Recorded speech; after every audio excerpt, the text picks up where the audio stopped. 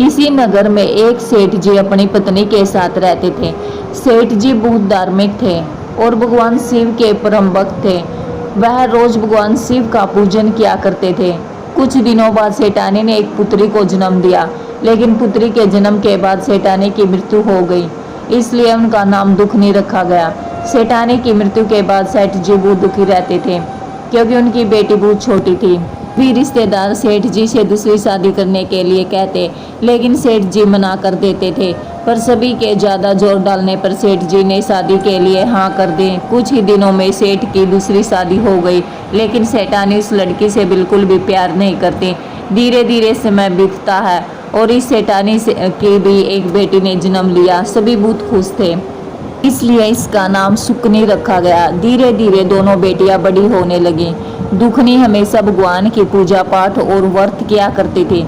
सेठानी दुखनी को बहुत दुख देती, उसे ढंग से खाना भी नहीं देती। सेठानी उसे रूखी सूखी रोटी देती, लेकिन दुखनी चुपचाप सारे दुख सहती रहती और भगवान की पूजा करती रहती। जब सेठ जी की दोनों बेटियां विवाह योग्य हो गई तो सेठ जी ने उनके लिए वर ढूंढना शुरू कर दिया।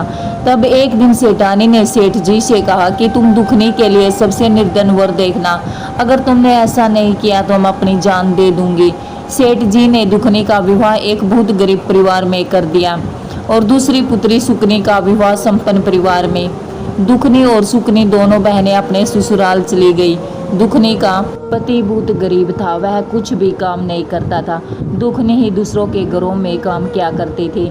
वह गुजर बसर कर रही थी, लेकिन उसने शिव की पूजा और व्रत करना नहीं छोड़ा। धीरे धीरे समय बीतता जाता है। दुखनी और सुकनी दोनों के बच्चे भी हो जाते हैं। एक बार की बात है, सुकनी अपनी बहन दुखनी के घर जाती है और उसे कहती है, तुम दूसरों के घरों में झाड़ू पोछा करती हो, इससे अच्छा तो तुम मेरे घर आकर झाड़ू पोछा कर दिया करो। मैं तुम्हें पैसे दे दिया करूंगी और बचा खुचा खाना भी दे दिया करूंगी। दुखनी हाँ कर देती है। वह अपनी बहन के घर काम करने जाने लगती है। उसकी बहन उसे बासी खाना दे दिया करती। दुखनी वही अपने बच्चों को लाकर खिला देती। एक बार दीपावली का त्योहार था तो सबके घर पकवान बन रहे थे। तो दुखनी के बच्चों ने अपनी माँ से कहा, माँ हमें भी अच्छा खाना खाना है। तो दुखनी बोली, बेटा मैं क्या करूँ, कहाँ से लाऊं अच्छा खाना, तुम्हारे पिता तो कुछ करते नहीं। तब बच्चों ने कहा, मौसी के यहाँ से ले आना। फिर जब दुखनी सुकनी यहाँ से वापस आई तो बच्चों ने उसे रोता हुआ देखा तो पूछा, तुम रो क्यों रही हो। तब दुखनी ने कहा, बेटा तुम्हारी मौसी ने खाना नहीं दिया और बहुत भला बुरा बोला। तब दुखनी ने सोचा कि आज त्योहार है, मैं अपने बच्चों को अच्छा खाना जरूर खिलाऊंगी। फिर वह वन की ओर जाने लगी। उसने सोचा कि कुछ लकड़ियां बेचकर बच्चों के लिए खाना ले आऊंगी।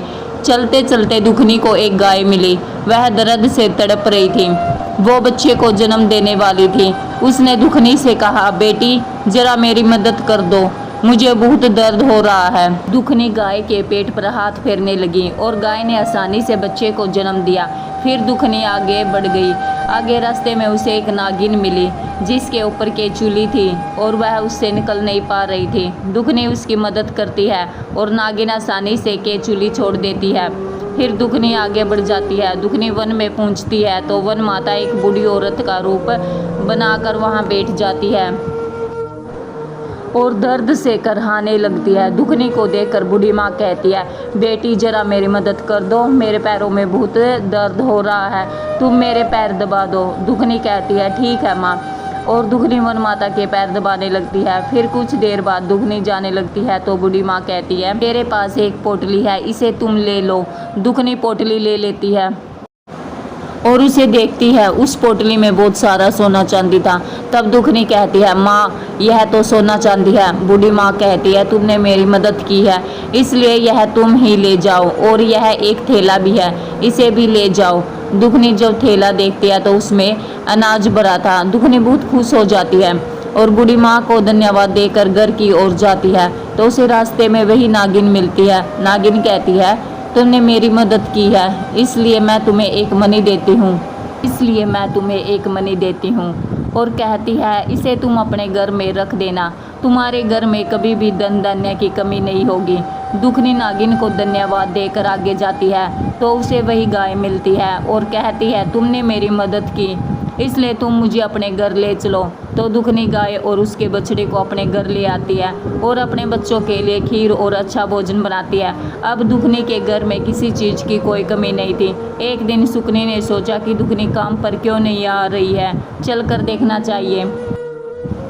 उसके घर जाकर वह सब देखकर आश्चर्यचकित रह गई और दुखनी से पूछती है, तुम्हारे पास यह सब कहाँ से आया? तब दुखनी ने उसे सारी बात बता देती है। तब सुकनी भी गरीब औरत का रूप रखकर वन की तरफ जाती है तो उसे एक शेरनी मिलती है। वह उन पर दौड़ती है और सुकनी डर जाती है और आगे बढ़ जाती है। आगे वही नागिन सुकनी को मिलती है। नागिन उसे देखकर गुस्से से फुंकार मारती है।